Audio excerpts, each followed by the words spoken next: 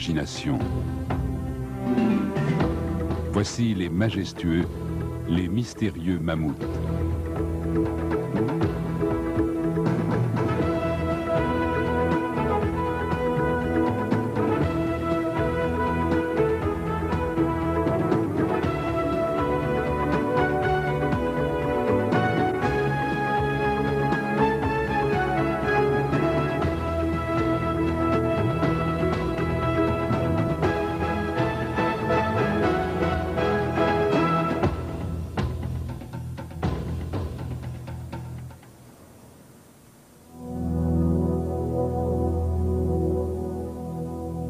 Dans le Dakota du Sud, la vie palpite de colline en colline.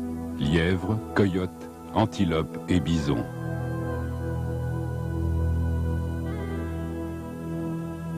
Durant la dernière ère glaciaire, il y a 26 000 ans, ces collines résonnaient d'un barrissement à jamais éteint, la voix tonitruante des mammouths.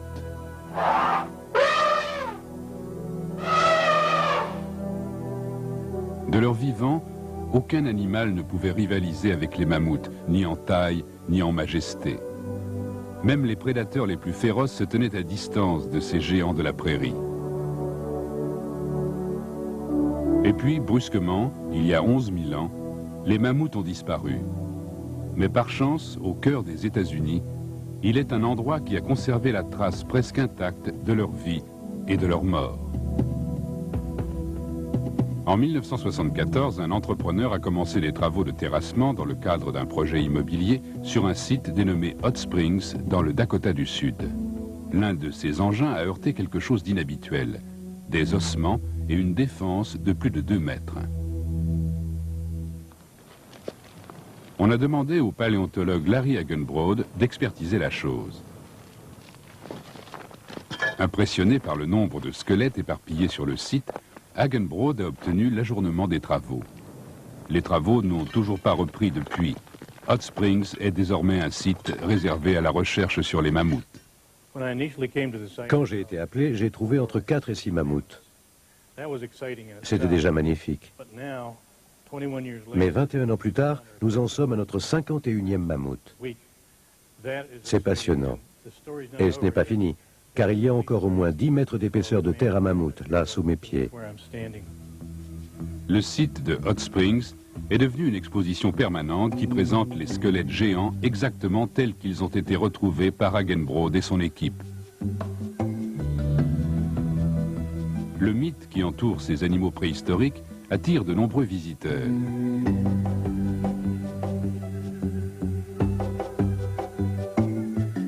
C'est la plus grande collection de mammouths colombiens. Ce mammouth est spécifique de l'Amérique du Nord.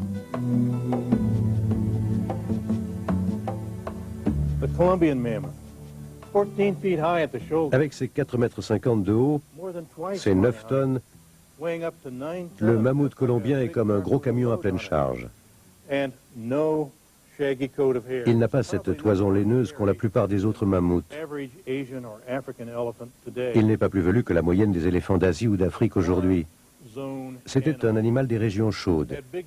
Il avait de grandes défenses, plus robustes que celles des éléphants, avec lesquelles il creusait la terre et arrachait probablement des branches aux arbres. Tous les mammouths colombiens trouvés à Hot Springs ont une autre caractéristique. Ils ont tous été victimes d'un piège mortel.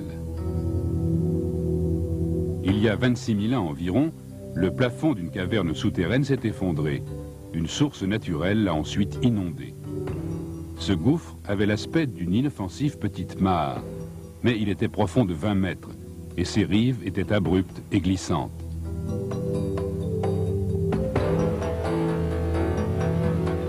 Avec le temps, les hautes herbes ont dissimulé ces dangers à la méfiance de certains mammouths qui se sont jetés dans la gueule du loup. Les uns ont dû plonger inconsidérément, les autres ont dérapé malgré eux depuis la rive. Dans les deux cas, rien n'a pu les sauver. Faute de parvenir à remonter à pied sec, certains se sont noyés. D'autres sont morts de faim au milieu du piège. Les squelettes de ces colosses ont traversé le temps, dans l'attitude même de leur lente agonie. Selon Larry Hagenbrod, chaque victime a droit à un nom, et chacun raconte une histoire.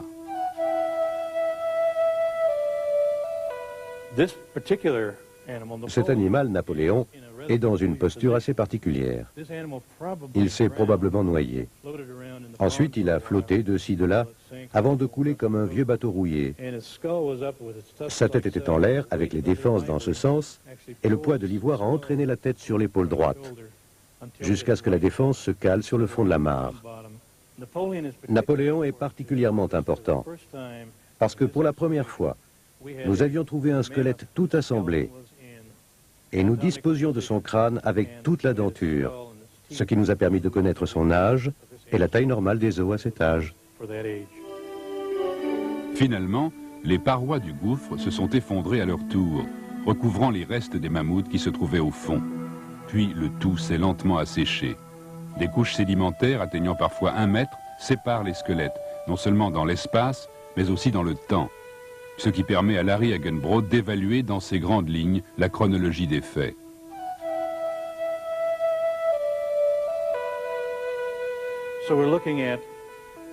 Au moins 100 mammouths sont morts ici sur une période de 700 à 750 ans. En moyenne, un tous les 10 ans. Ou 2, si jamais un autre se noyait aussi en essayant de lui venir en aide.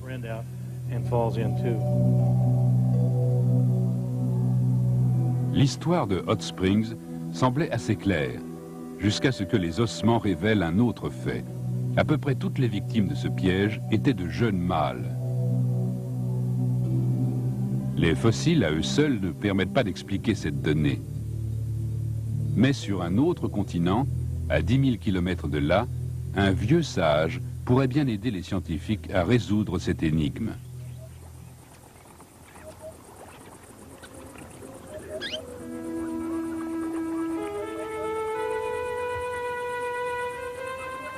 Les mammouths ont disparu de la planète, mais il nous reste un de leurs proches parents. La ressemblance saisissante entre le mammouth et l'éléphant provient d'une étroite parenté. D'après le paléontologue Gary Haynes de l'Université du Nevada, les os de l'éléphant constituent l'instrument de mesure idéal. La taille et la maturité des dents sont fonction de l'âge.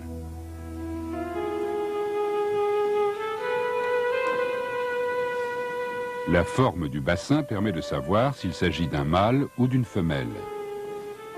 Haynes applique ces critères aux fossiles de mammouth. De cette manière, il peut rassembler des statistiques capitales sur l'existence d'un animal mort depuis des milliers d'années. Mais ces détails ne peuvent pas à eux seuls ramener un vieux tas d'os à la vie. Pour étudier les mammouths, nous n'avons à notre disposition que leurs os et leurs dents. Mais nous sommes grandement aidés par l'observation de leurs proches parents, l'éléphant d'Afrique et l'éléphant d'Asie. Nous pouvons étudier leur comportement social qui, me semble-t-il, en dit long sur celui des mammouths.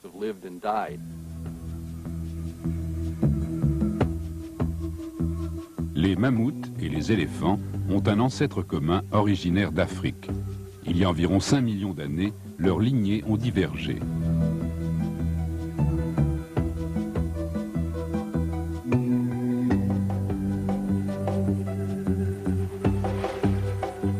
Cet héritage commun signifie que les éléphants sont un vivant reflet de leurs cousins depuis longtemps disparus.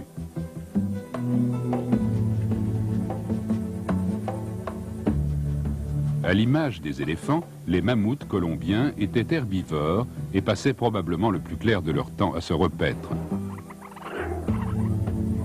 Leur volume imposant exigeait près de 400 kg de nourriture par jour, la bagatelle de 152 000 calories éclusées sous 150 litres d'eau.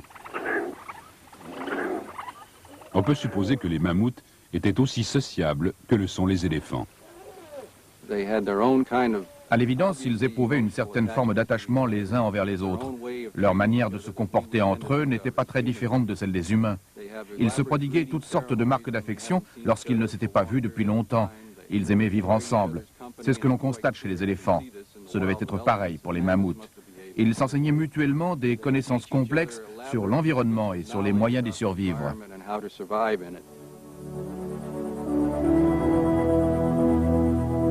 L'organisation sociale des mammouths était probablement matriarcale. Les femelles allaient par groupes de 10 avec leurs petits. les jeunes femelles restaient au sein de ces groupes. Mais dès que les mâles atteignaient la maturité sexuelle, vers 10 ans, ils partaient découvrir le monde par leurs propres moyens.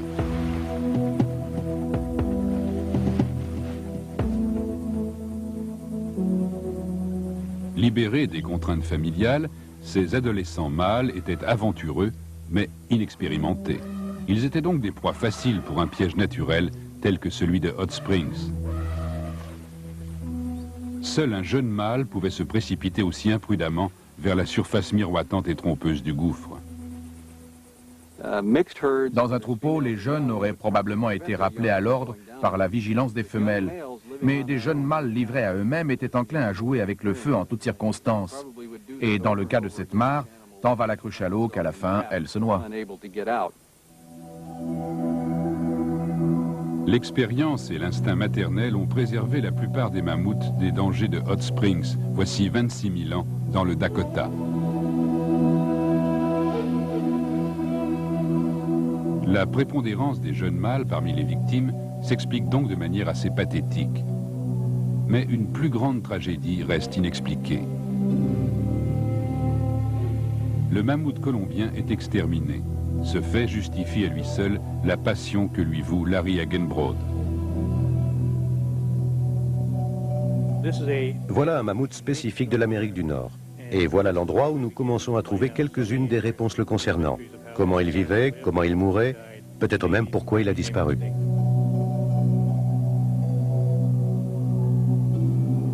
Hagenbrood s'est fixé pour but de découvrir pourquoi les mammouths se sont soudain éteints voici 11 000 ans. Sa quête va le conduire en un endroit peu banal, une île perdue et désolée où l'évolution a pris un virage surprenant.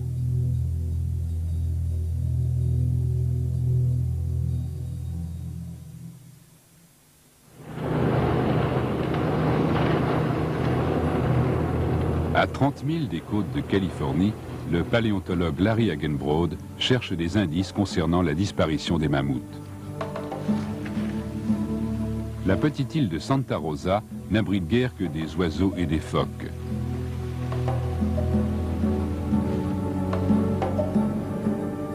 Mais en 1994, une équipe de géologues est tombée sur des ossements de grande taille disséminés le long du rivage.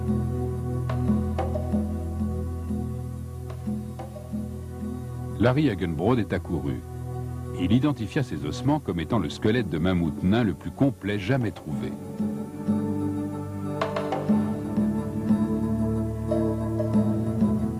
Cette espèce étrange avait été identifiée au siècle dernier à partir d'ossements épars, mais la science l'avait un peu oublié depuis. Aujourd'hui, Hagenbrood retourne à Santa Rosa afin de reprendre les recherches sur ces drôles de mammouths. Je vais regarder un peu sur ce versant. C'est là que vous avez trouvé la défense que vous m'avez montrée? Oui, juste un peu plus loin. En compagnie de l'archéologue Don Morris, Hagenbrood espère localiser d'autres restes de mammouths nains. Il voudrait comprendre comment ces demi-portions sont apparues et comment elles ont disparu. On voit la circonférence ici. Il faut faire vite, la marée remonte. C'est toujours comme ça. La chasse aux fossiles est une rude tâche qui n'est pas sans rappeler le problème de l'aiguille dans la botte de foin. Il faut une patience sans borne et un œil vif. N'importe quel os, aussi infime soit-il, peut revêtir une importance capitale. J'ai une manière à moi de tester un os. Si c'est un fossile, l'os est archi sec. Alors je l'examine avec la langue. Étant donné que celui-ci adhère à ma langue, je sais que c'est un os fossilisé. Un os récent ne resterait pas collé. Celui-là est à conserver. En début de saison, Don Morris avait repéré des inclusions blanches dans le sédiment de ce versant pentu. À y regarder de plus près, ces inclusions se sont avérées être un trésor. Ici, nous avons une défense. Sans aucun doute, celle d'un mammouth nain. On va essayer de mieux la dégager afin de voir dans quel état elle se trouve et quelle est sa longueur. Si elle est courte, ce ne sera pas trop difficile. Les mammouths nains ressemblaient aux mammouths colombiens sur presque tous les points, hormis la taille. Ils ne mesuraient pas plus d'1,80 m, soit moitié moins que les autres. Leur poids approximatif n'excédait pas 1 tonne, une paille comparée aux 10 tonnes des mammouths les plus courants.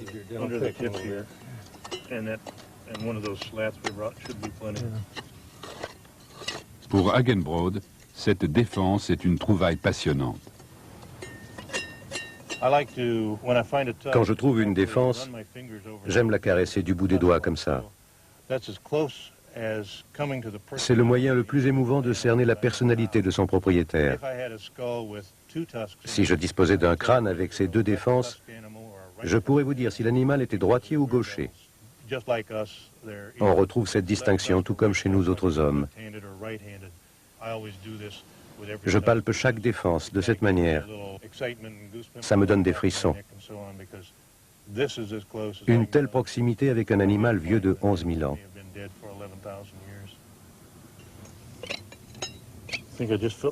Patiemment, Hagenbrod reconstitue les origines mystérieuses du mammouth nain.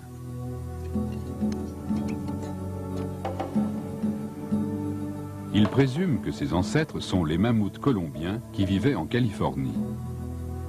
Il y a environ 20 000 ans, une catastrophe naturelle, peut-être un incendie ou une sécheresse interminable, a détruit les pâturages des mammouths.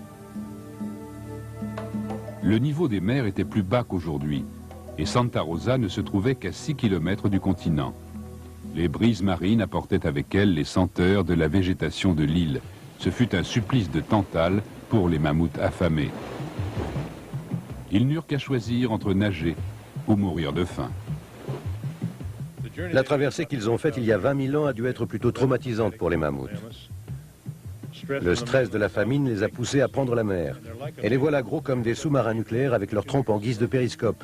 À dire vrai, cette trompe leur servait de boussole. Enfin, elle leur servait à s'orienter vers les senteurs qui les attiraient. Et même sans voir l'îlot, ils ont ainsi pu nager jusqu'à lui. Les mammouths ont posé le pied sur une île que nous aurions peine à reconnaître aujourd'hui. Il y a 20 000 ans, Santa Rosa était recouverte de hautes herbes et d'arbres nombreux. Pour des mammouths, c'était le paradis. En peu de temps, tout souvenir du continent fut effacé. C'est alors que le monde commença à changer. Vers moins 11 000 ans, l'ère glaciaire toucha à sa fin. Les calottes polaires commencèrent à fondre, le niveau des mers commença à s'élever. Inexorablement, 70% de la surface de l'île fut submergée, réduisant Santa Rosa à sa taille actuelle. Les travaux d'Hagenbrod indiquent que les ressources alimentaires de l'île chutèrent de manière spectaculaire. Les mammouths les plus petits étaient les moins difficiles à contenter, et la nature leur accorda sa préférence. C'est ainsi qu'en l'espace de 9000 ans, ce qui avait été une race de géants devint une population de nains, puis s'éteignit.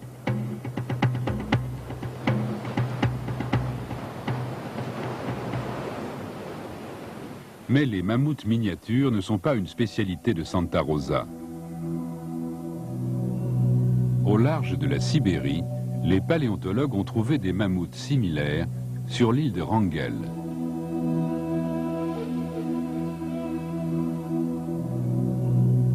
Des études ont montré que ces mammouths nains se sont accrochés à la vie jusqu'à l'an moins 4000.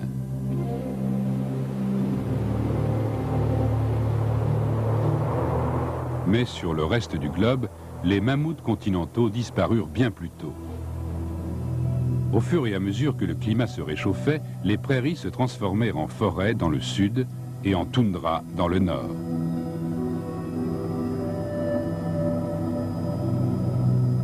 Voici 10 000 ans, tous les grands mammouths avaient disparu. Le monde se modifia considérablement à la fin de l'ère glaciaire. Sans doute, les mammouths n'ont-ils pas réussi à s'adapter. Ou peut-être le climat n'y est-il pour rien. Peut-être la main du destin avait-elle la forme d'une main d'homme, une main apte à fabriquer des armes de pierre.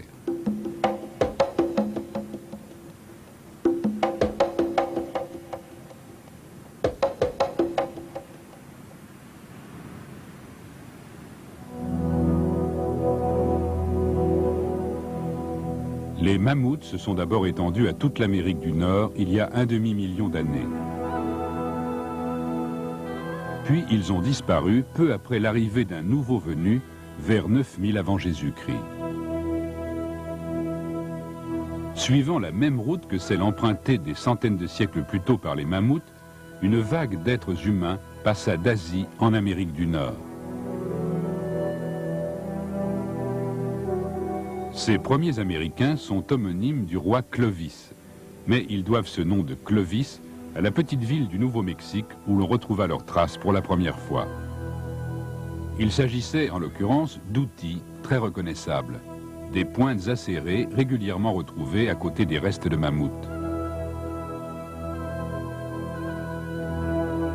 La conclusion est simple, selon le paléontologue Paul Martin de l'Université de l'Arizona.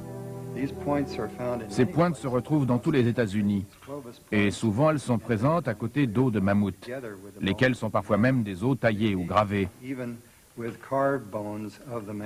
C'est donc le signe d'un lien certain entre l'arrivée de l'homme, que nous appelons chasseur Clovis, et l'extinction de ces grands animaux. Le plus grand d'entre eux étant le mammouth. Et tout ceci se produisant des milliers d'années avant l'arrivée de Christophe Colomb.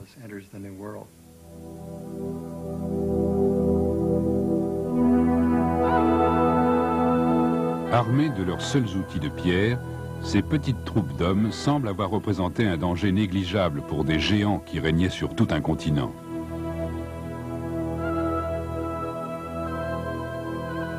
Mais les mammouths n'avaient jamais été confrontés à la chasse jusqu'alors. Et ils n'ont sans doute pas su se défendre. Les chasseurs n'ont sans doute pas eu besoin de tuer tous les mammouths. Il a suffi qu'ils fassent chuter régulièrement leur natalité. En Eurasie, l'homme et le mammouth ont coexisté sur ce principe pendant des centaines de milliers d'années. Mais la population humaine a commencé à augmenter sensiblement vers 9000 avant Jésus-Christ. Et la chasse s'est intensifiée. Il est établi que les hommes tuaient les mammouths pour leur viande et pour les matériaux qu'ils en tiraient. Pourtant, de nombreux experts continuent à mettre la disparition des mammouths sur le compte du climat. Peut-être l'idée que nos ancêtres ont exterminé le bon géant nous est-elle trop douloureuse.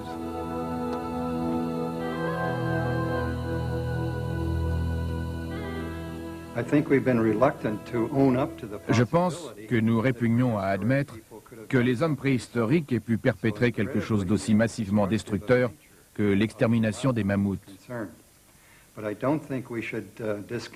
Mais il est pourtant très probable qu'ils soient à l'origine de leur disparition il y a des milliers d'années. En fin de compte, il se peut que l'homme ait simplement précipité la fin inéluctable du mammouth, soumis à une modification climatique néfaste pour lui. Nous ne le saurons jamais.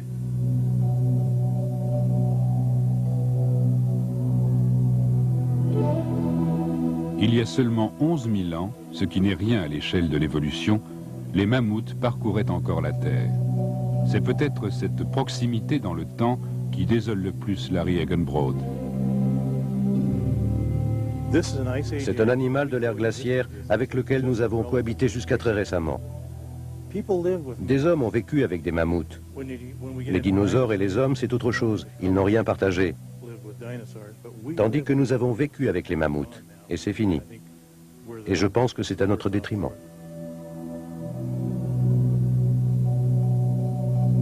Leur chair nous a nourris. Leurs peaux nous ont tenus chauds. Leur gigantisme nous a inspiré des légendes. Bien qu'ils se soient arrêtés tout près du but, ils nous ont permis d'atteindre l'ère moderne. Les mammouths ont partie liée avec l'humanité.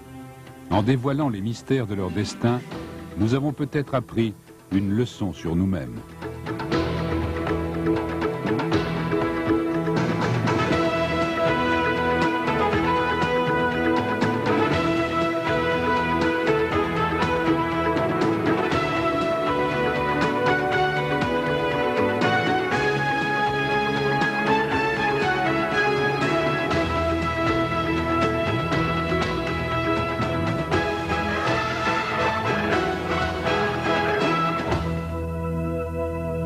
présentes à côté d'os de mammouth, lesquels sont parfois même des os taillés ou gravés.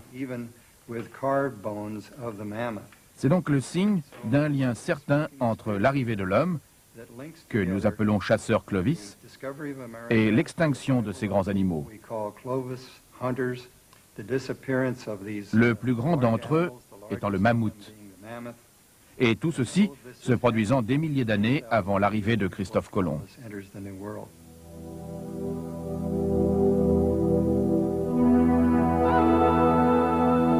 Armés de leurs seuls outils de pierre, ces petites troupes d'hommes semblent avoir représenté un danger négligeable pour des géants qui régnaient sur tout un continent.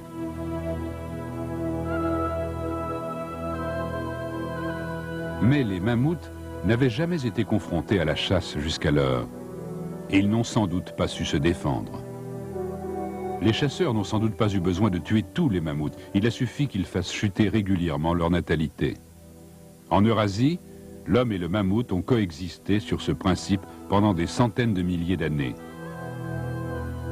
Mais la population humaine a commencé à augmenter sensiblement vers 9000 avant Jésus-Christ, et la chasse s'est intensifiée. Il est établi que les hommes tuaient les mammouths pour leur viande et pour les matériaux qu'ils en tiraient. Pourtant, de nombreux experts continuent à mettre la disparition des mammouths sur le compte du climat. Peut-être l'idée que nos ancêtres ont exterminé le bon géant nous est-elle trop douloureuse.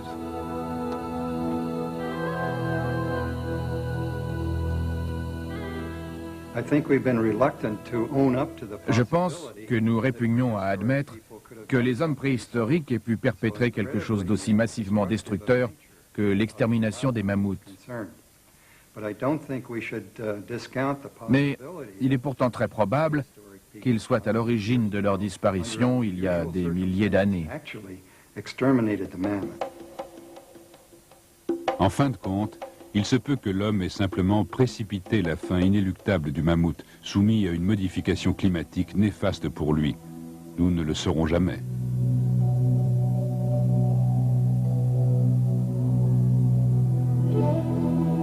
Il y a seulement 11 000 ans, ce qui n'est rien à l'échelle de l'évolution, les mammouths parcouraient encore la Terre. C'est peut-être cette proximité dans le temps qui désole le plus Larry Egenbrod. C'est un animal de l'ère glaciaire avec lequel nous avons cohabité jusqu'à très récemment. Des hommes ont vécu avec des mammouths.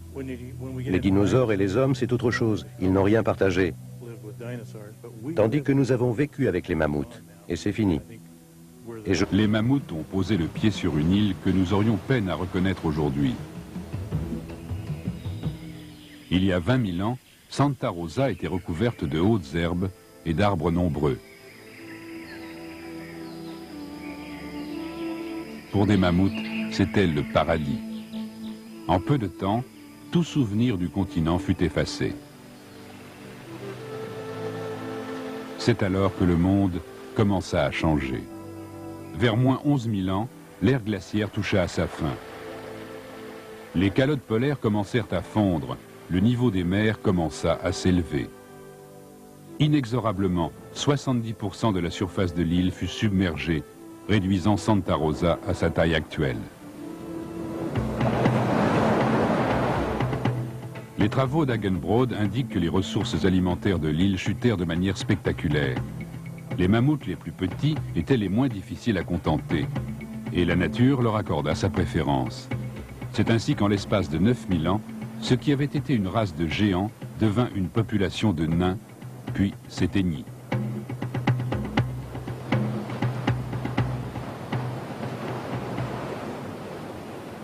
Mais les mammouths miniatures ne sont pas une spécialité de Santa Rosa. Au large de la Sibérie, les paléontologues ont trouvé des mammouths similaires sur l'île de Wrangel.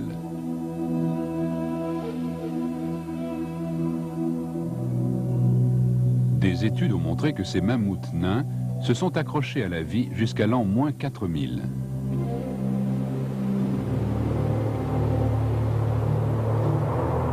Mais sur le reste du globe, les mammouths continentaux disparurent bien plus tôt. Au fur et à mesure que le climat se réchauffait, les prairies se transformèrent en forêts dans le sud et en toundra dans le nord.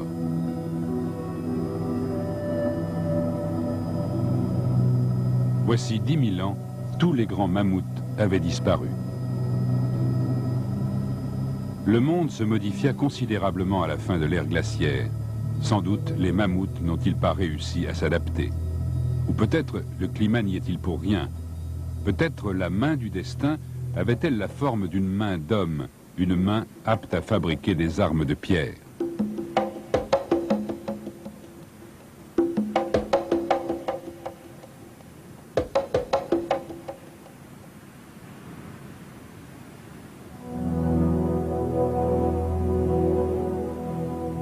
Les mammouths se sont d'abord étendus à toute l'Amérique du Nord il y a un demi-million d'années.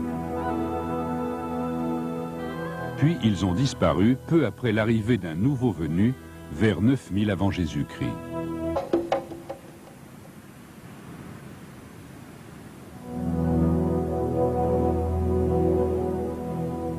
Les mammouths se sont d'abord étendus à toute l'Amérique du Nord il y a un demi-million d'années. Puis ils ont disparu peu après l'arrivée d'un nouveau venu vers 9000 avant Jésus-Christ. Suivant la même route que celle empruntée des centaines de siècles plus tôt par les mammouths, une vague d'êtres humains passa d'Asie en Amérique du Nord. Ces premiers Américains sont homonymes du roi Clovis, mais ils doivent ce nom de Clovis à la petite ville du Nouveau-Mexique où l'on retrouva leurs traces pour la première fois. Il s'agissait en l'occurrence d'outils très reconnaissables, des pointes acérées régulièrement retrouvées à côté des restes de mammouths. La conclusion est simple, selon le paléontologue Paul Martin de l'Université de l'Arizona. Ces pointes se retrouvent dans tous les États-Unis et souvent elles sont présentes à côté d'os de mammouth, lesquels sont parfois même des os taillés ou gravés. C'est donc le signe d'un lien certain entre l'arrivée de l'homme, que nous appelons chasseur Clovis, et l'extinction de ces grands animaux. Le plus grand d'entre eux étant le mammouth. Et tout ceci se produisant des milliers d'années avant l'arrivée de Christophe Colomb.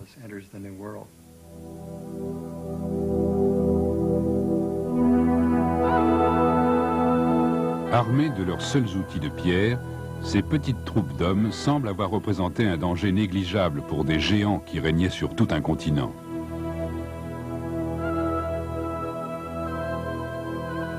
Mais les mammouths n'avaient jamais été confrontés à la chasse jusqu'alors. Et ils n'ont sans doute pas su se défendre. Les chasseurs n'ont sans doute pas eu besoin de tuer tous les mammouths. Il a suffi qu'ils fassent chuter régulièrement leur natalité. En Eurasie, l'homme et le mammouth ont coexisté sur ce principe pendant des centaines de milliers d'années. Mais la population humaine a commencé à augmenter sensiblement vers 9000 avant Jésus-Christ. Et la chasse s'est intensifiée. Il est établi que les hommes tuaient les mammouths pour leur viande et pour les matériaux qu'ils en tiraient. Pourtant, de nombreux experts continuent à mettre la disparition des mammouths sur le compte du climat. Peut-être l'idée que nos ancêtres ont exterminé le bon géant nous est-elle trop douloureuse.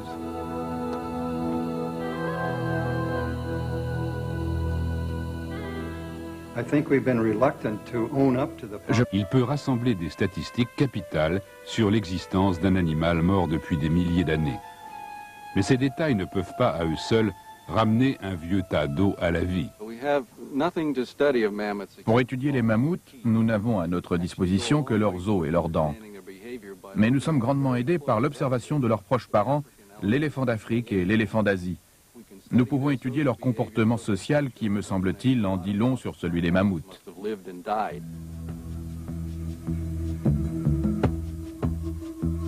Les mammouths et les éléphants ont un ancêtre commun originaire d'Afrique. Il y a environ 5 millions d'années, leurs lignées ont divergé.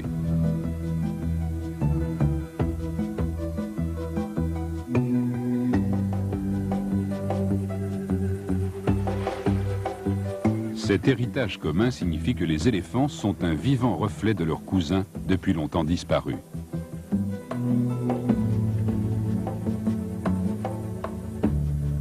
À l'image des éléphants, les mammouths colombiens étaient herbivores et passaient probablement le plus clair de leur temps à se repaître. Leur volume imposant exigeait près de 400 kg de nourriture par jour, la bagatelle de 152 000 calories éclusées sous 150 litres d'eau. On peut supposer que les mammouths étaient aussi sociables que le sont les éléphants. À l'évidence, ils éprouvaient une certaine forme d'attachement les uns envers les autres. Leur manière de se comporter entre eux n'était pas très différente de celle des humains. Ils se prodiguaient toutes sortes de marques d'affection lorsqu'ils ne s'étaient pas vus depuis longtemps. Ils aimaient vivre ensemble. C'est ce que l'on constate chez les éléphants. Ce devait être pareil pour les mammouths. Ils s'enseignaient mutuellement des connaissances complexes sur l'environnement et sur les moyens d'y survivre.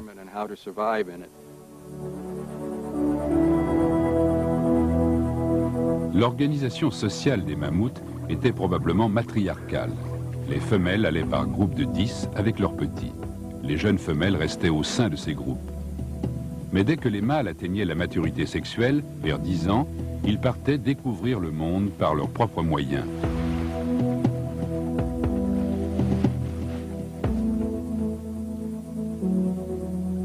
Libérés des contraintes familiales, ces adolescents mâles étaient aventureux, mais inexpérimentés.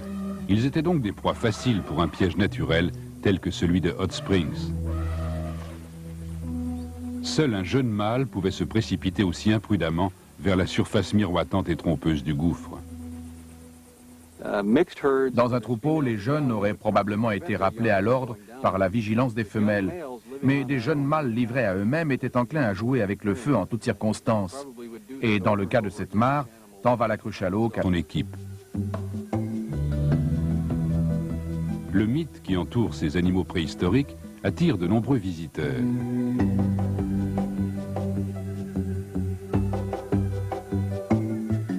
C'est la plus grande collection de mammouths colombiens.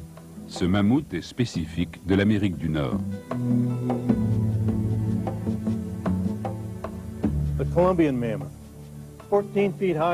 Avec ses 4,50 m de haut, ses 9 tonnes, le mammouth colombien est comme un gros camion à pleine charge. Il n'a pas cette toison laineuse qu'ont la plupart des autres mammouths. Il n'est pas plus velu que la moyenne des éléphants d'Asie ou d'Afrique aujourd'hui. C'était un animal des régions chaudes. Il avait de grandes défenses, plus robustes que celles des éléphants, avec lesquelles il creusait la terre et arrachait probablement des branches aux arbres. Tous les mammouths colombiens trouvés à Hot Springs ont une autre caractéristique. Ils ont tous été victimes d'un piège mortel. Il y a 26 000 ans environ, le plafond d'une caverne souterraine s'est effondré. Une source naturelle l'a ensuite inondé.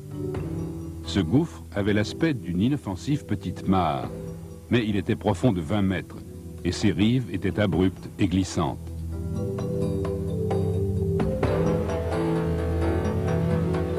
Avec le temps, les hautes herbes ont dissimulé ces dangers à la méfiance de certains mammouths qui se sont jetés dans la gueule du loup. Les uns ont dû plonger inconsidérément, les autres ont dérapé malgré eux depuis la rive. Dans les deux cas, rien n'a pu les sauver. Faute de parvenir à remonter à pied sec, certains se sont noyés. D'autres sont morts de faim au milieu du piège. Les squelettes de ces colosses ont traversé le temps, dans l'attitude même de leur lente agonie. Selon Larry Hagenbrod, chaque victime a droit à un nom, et chacun raconte une histoire.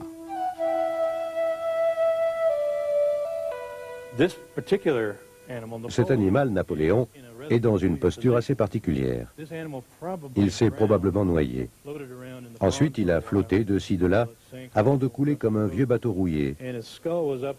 Sa tête était en l'air, avec les défenses dans ce sens, et le poids de l'ivoire a entraîné la tête sur l'épaule droite, jusqu'à ce que la défense se cale sur le fond de la mare. Napoléon est particulièrement important, parce que pour la première fois, nous avions trouvé un squelette tout assemblé, et nous disposions de son crâne avec toute la denture, ce qui nous a permis de connaître son âge est la taille normale des os à cet âge. Finalement, les parois du gouffre se sont effondrées à leur tour. En moyenne, un tous les 10 ans. Ou deux, si jamais un autre se noyait aussi en essayant de lui venir en aide.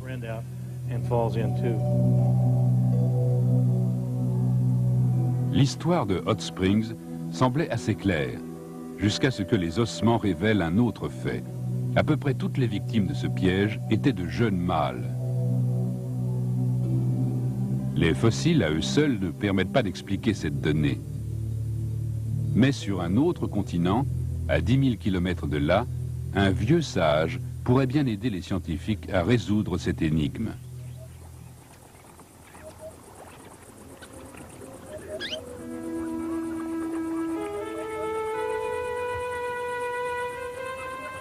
Les mammouths ont disparu de la planète, mais il nous reste un de leurs proches parents.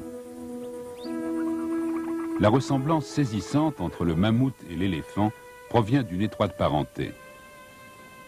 D'après le paléontologue Gary Haynes de l'Université du Nevada, les os de l'éléphant constituent l'instrument de mesure idéal. La taille et la maturité des dents sont fonction de l'âge.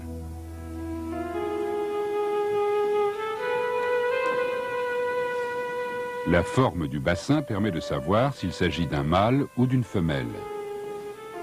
Haynes applique ces critères aux fossiles de mammouth. De cette manière, il peut rassembler des statistiques capitales sur l'existence d'un animal mort depuis des milliers d'années. Mais ces détails ne peuvent pas à eux seuls ramener un vieux tas d'os à la vie. Pour étudier les mammouths, nous n'avons à notre disposition que leurs os et leurs dents. Mais nous sommes grandement aidés par l'observation de leurs proches parents, l'éléphant d'Afrique et l'éléphant d'Asie. Nous pouvons étudier leur comportement social qui, me semble-t-il, en dit long sur celui des mammouths.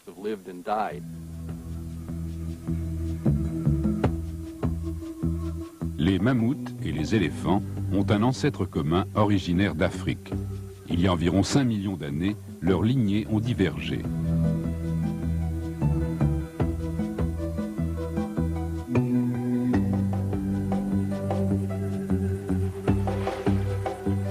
Cet héritage commun signifie que les éléphants sont un vivant reflet de leurs cousins depuis longtemps disparus.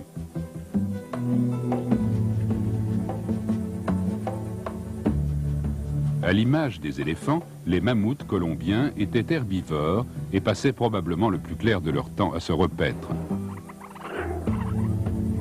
Leur volume imposant exigeait près de 400 kg de nourriture par jour, la bagatelle de 152 000 calories éclusées sous 150 litres d'eau. On peut supposer que les mammouths étaient aussi sociables que le sont les éléphants.